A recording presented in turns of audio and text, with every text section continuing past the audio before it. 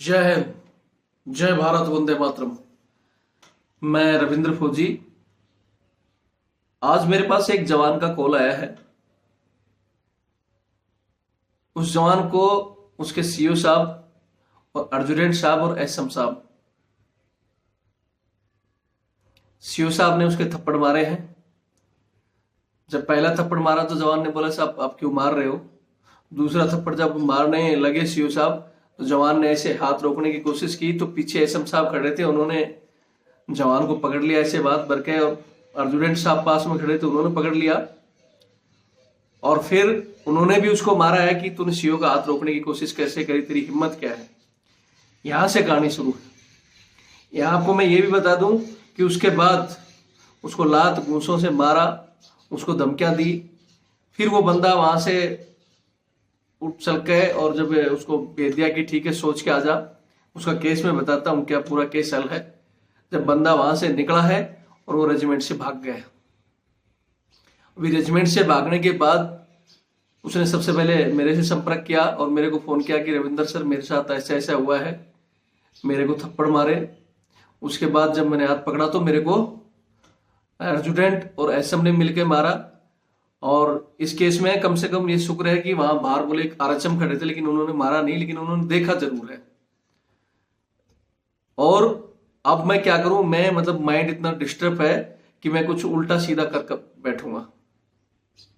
हालांकि मैंने उसको गाइड किया है कि आप ऐसा कोई कदम मत उठाओ, क्योंकि ऐसी परिस्थिति में बहुत से जो जवान हैं उन्होंने खतरनाक कदम उठाए हैं, जैसे अपने आप को सुसाइड करना, गोली मारना, या किसी अफसर के ऊपर गोली चला देना, या कुछ और बड़े कदम उठाना। तो हालांकि मैंने उनको गाइड किया है कि ऐसा कोई भी कदम आप ना उठाएं ताकि आपके भविष्य या किसी और के भविष्य के या किसी की जान को खतरा हो। अब वो जवान अभी तक घर भी नहीं गए हैं और ये कह रहे हैं कि मैं नौकरी तो करूंगा ही नहीं। मैंने हालांकि उनको समझाया है कि आप सीओ के नंबर दो, मैं उनसे बात करता हूं, पहले आप अपनी बात बताओ, बात क्या हुई। अब यहां मैं आपको उसकी जवान की बात बताता हूं कि क्या बात हुई है। अच्छा, बात बताने से पहले एक ऐसी सेम स्टोरी आई थी, आपको याद होगा, एक सिपाही अवधेश की। सिपाही अवधेश की में भी हमने पहले यूनिट नहीं बताई थी, और यहाँ इस जवान का अभी मैं यूनिट नहीं बता रहा हूं, उसका कुछ देर बाद हो सकता है मैंने बता दिया। उसको एक वीडियो अभी आने वाला है जो इस चैनल के अंदर के इसी रविंद्र फौजी एक्स आर्मी आरटीएफ, इसी चैनल पर मैं शाम को उस वीडियो को अपलोड कर दूंगा। उस जवान के वीडियो को मैंने बताया कि एक वीडियो बनाओ, बताओ किस किसने मारा, क्यों मारा, तो सारी डिटेल वो भेजेगा।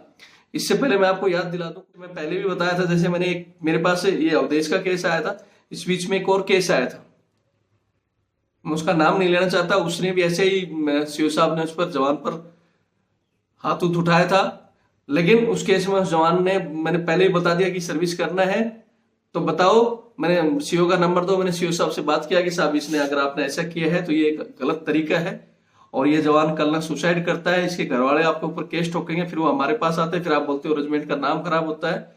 तो वो सीओ कोई अच्छे थे जिन्होंने तुरंत ही मुझे बोला कि यार वो गलती होगी, और मैं गुस्से में हाथ उठा दिया। अब उस जवान को कैसे मेरे पास भेजो, मैं जब से माफी मांगूंगा और उनका जो केस है कोर्ट में हल होगा। मेरे को कोई इसमें कोई परेशानी नहीं होगी, मेरी तरफ से कोई शिकायत नहीं आएगी। आप एक बार इस मामले को कैसे भी करके सेट कराओ। मैंने उस जवान को तुरंत सीओ साहब को बोला था कि आप सीओ साहब से बात करो। लैंड पर उससे बात हुई और जवान रेजिमेंट में चला गया।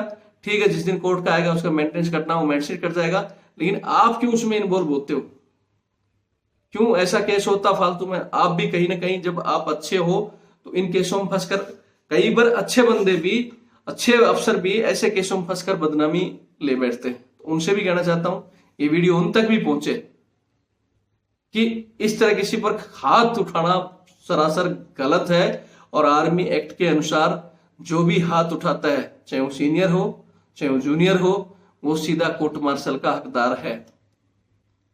अभी जैसे अवधेश वाला केस चल रहा है, अगर उसमें वो सबूत सारे इकट्ठे हुए, यहां नहीं तो कोर्ट में होंगे, और वो कोर्ट मार्शल उनका होगा ही होगा।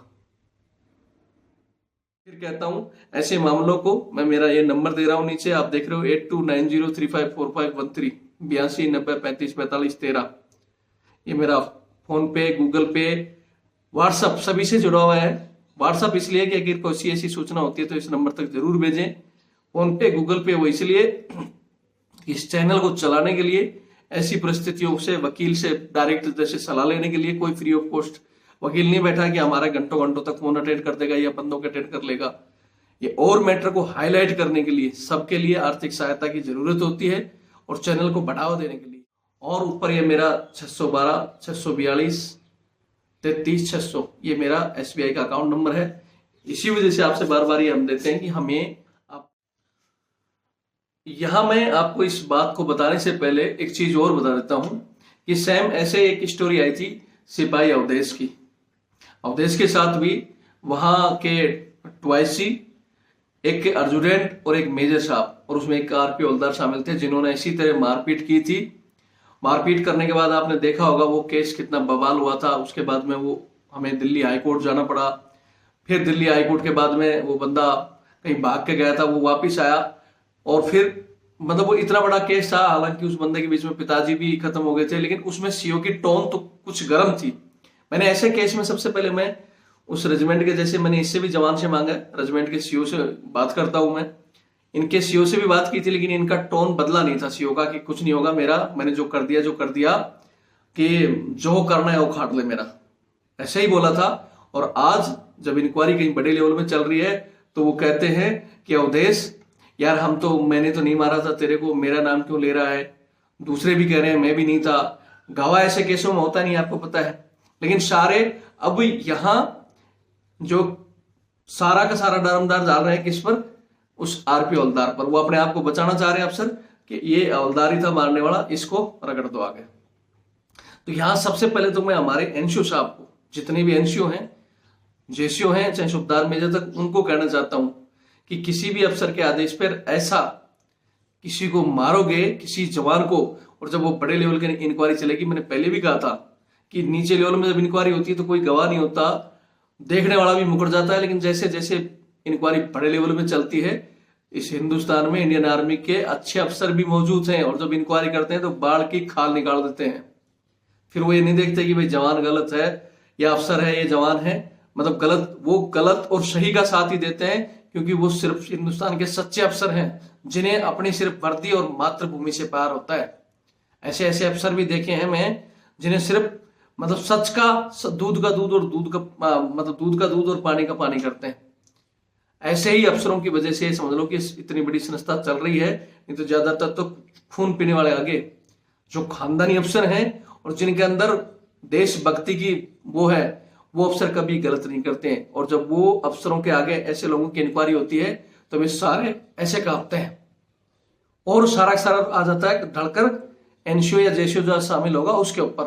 तो यहाँ पहला सबक तो ये है हमारे NCO और JCO के लिए कि कभी भी गलती से किसी के आदेश पे, ठीक है CO का आदेश मानना, सीनियर का आदेश मानना फौज में निहायत जरूरी है, लेकिन वो फील्ड के दौरान कहीं दुश्मन को गोली मारने का हो तो, या दुश्मन के सेना पर टूट पड़ने का हो तो, ये नहीं कि आप ही को बोल रहे हैं अपने जवान को गोली मार दे और आप मार दो, बोलो मैंने तो आदेश का पालन किया है, ये गलत है। या आपके सामने कोई जूनियर को बोल रहा है कि इसको मारो और आप शुरू हो जाते हो, चढ़ जाते हो मारने के लिए। ऐसे केस में जब बड़ी गुंडी फंसती है तो ऐसे ही होता है। दूसरी चीज और मेरे पास जैसे एक केस ये आया था, इस केस में मैंने बता दिया, और भी बताता हूं आगे कि क्या क्या हुआ था और क्या हो रहा है। ऐसे ही एक केस और आया था, सेम यही केस, वो हमारी कोर, मैं नाम नहीं लेना चाहता, कोर का था, और उसमें भी सेम ऐसे ही किसी का केस था और उसमें एक जवान को मारा गया था। जवान सेम ऐसे ही भाग के चला गया था। फिर उसने सीधा मेरे से संपर्क किया और बताया कि सर ऐसे ऐसे मेरे साथ हो गया और मैं तो बहुत बड़ा मतलब प्रेशर में हूं, मैं सुसाइड कर लूंगा या मैं कुछ कर बैठूंगा, बताओ मैं क्या करूं। मैंने उसको जवान को उस केस में ठंडा किया। उसमें भी यही बोला था कि भाई CO के नंबर दे, आपके CO क्या कहते हैं, पहले मैंने उनसे बात करता हूं, आपको नौकरी करनी है, आपके बैकग्राउंड क्या है, मैंने उनसे पूछा। फिर बोला सर नौकरी तो करना चाहता हूँ, गरीब घर से हूँ और सभी तकरीबन जवान है जो वार्स है गरीब घर से होता है। तो मैं बोले पहले शांत करो, गर्मा गर्मी में गलत फैसला कभी नहीं लेना, गुस्से में हमेशा गलत फैसला, बोलते ना कभी भी गुस्से में फैसला नहीं लेना और कभी भी खुशी में किसी से वादा नहीं करना। फिर उस जवान के मैंने CO साहब से बात की। CO साहब का पहले वही है, टोन तो बदला होता है, क्योंकि जब उनको हम बताते हैं कि मैं तो एक नॉर्मल वार्स हूँ, लेकिन जब आज नाम सुन लेते हैं और ट्रू कलर आ जाता है रविंद्र फौजी, बोला हाँ, मैं बोला ऐसा ऐसा हो रखा है, अभी वो जवान अगर सुसाइड कर लेता है, अगर वो मर गया तो उसका वीडियो मेरे पास आ रहा है, सारी चीज बता रहे हैं, मगर आपको नंगा करने में मेरे को देर नहीं लगेगी और उसके घर वाले भी आप पर केस ठोकेंगे और उसकी मौत के जिम्मेदार आप हो गए। थोड़ी देर बताने के बाद ही साहब के रुख चेंज हो गए थे और उन्होंने सीधा कहा था कि हाँ मेरे से गलती हुई है और आप किसी भी तरह इस मामले को शांत करा के उस जवान को भेजो। भविष्य में मैं इस केस को कभी भी उस जवान पर, मैं या मेरे रेजिमेंट से कोई उसका हाथ नहीं उठाएगा और हम उसकी जितनी हो सकेगी हेल्प करेंगे। फिर मैंने उस जवान को बोला कि सीओ साहब ये बोल रहे हैं, आप चले जाओ। बोला सर मेरे को मारेंगे करेंगे, मैं जिम्मेवार हूँ, एक वीडियो आप मेरे को बना कर दे दो। और मैंने सीओ साहब को बता दिया था कि साहब चालाकी करने की कोशिश नहीं करना, अगर दूसरी बार ऐसा हुआ तो जवान सच में कुछ कर बैठेगा और ये सरासर फिर आप पर आएगी।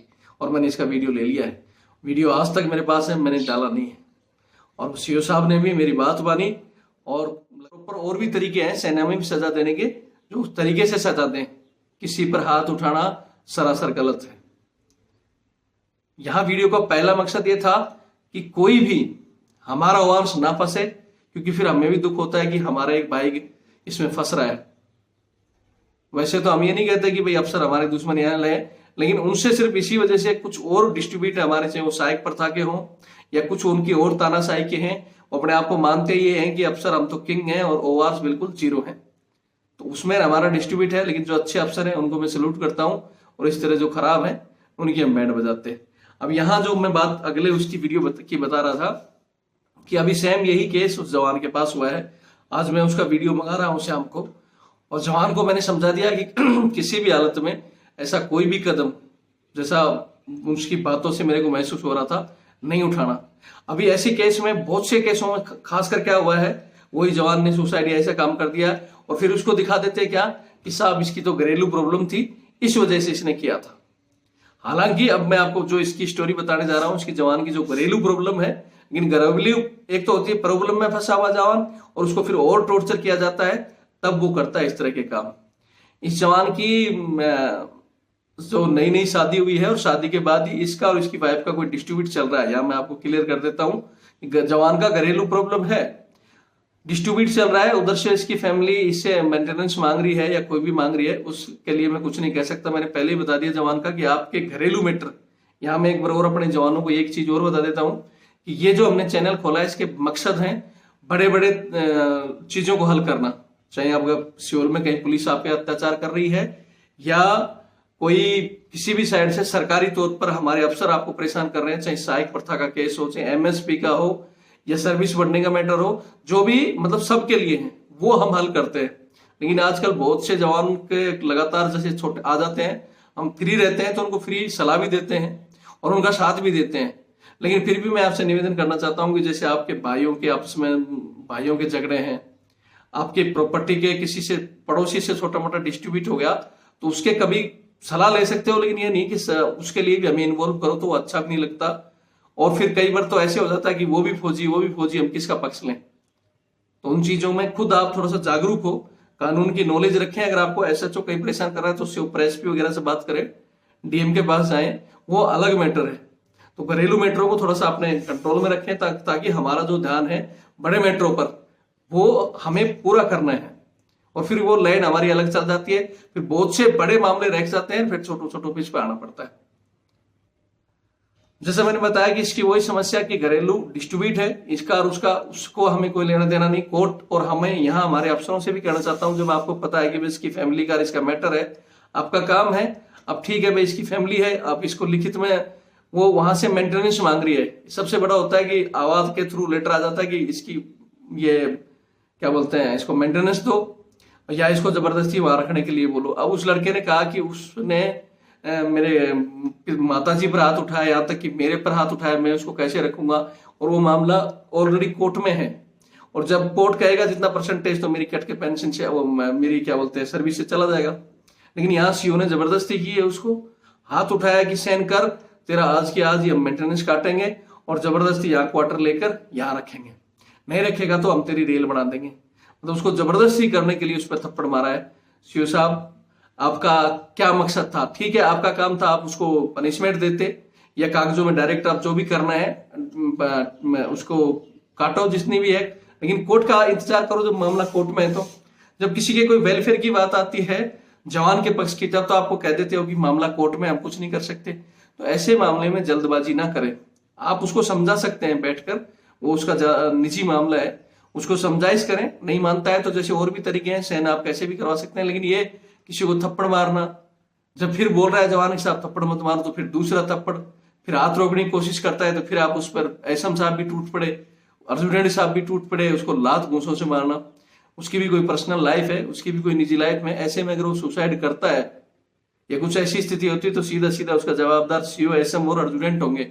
और मैं हमारे जो सीनियर अधिकारी हैं बड़े बैठे हैं उनसे भी कहना चाहता हूं, ऐसे मामलों में ऐसे जब तक कुछ एक सीओ या ऐसे गलती करते हैं उनका परमानेंट कोर्ट मार्शल ना हो और उनको भी सिवल बेंच भेजा जाए जब उसके कारण अगर कोई जवान सुसाइड कर रहा है तो तब तक ये सेना नहीं सुधरेगी। फिर ये क्या, उस मामले को तो दबा देंगे। अगर ऐसे केस में जवान सुसाइड किया, उस मामले को दबा देंगे, सीधा सीधा दिखा देंगे जिसका तो फैमिली का डिस्ट्रीब्यूट चल रहा था इसलिए सुसाइड कर ली। लेकिन सुसाइड जब वो फैमिली का डिस्ट्रीब्यूट इतने दिन से झेल सकता है तो आगे भी झेल सकता है। लेकिन जो आपने उसके साथ किया है, उसके सम्मान के साथ, उस रेजिमेंट में इतने दिन से और रेजिमेंट के लिए सब कुछ कर रहा है, कोई उस पर पनिशमेंट नहीं। लेकिन आज आपने एक ही दिन में उसको भगोड़ा भी कर दिया मार के और उसको मजबूर कर दिया कि वो आत्महत्या करे, तो उसके जिम्मेदार हैं उसके सीईओ। मैं चाहता हूं कि आप लोग इस वीडियो को ज्यादा से ज्यादा शेयर करें ताकि ऐसे सीईओ के पास पहुंचे। ऐसे मैं पहले भी बताया था, जैसे मैंने एक, मेरे पास ये अवधेश का केस आया था इस बीच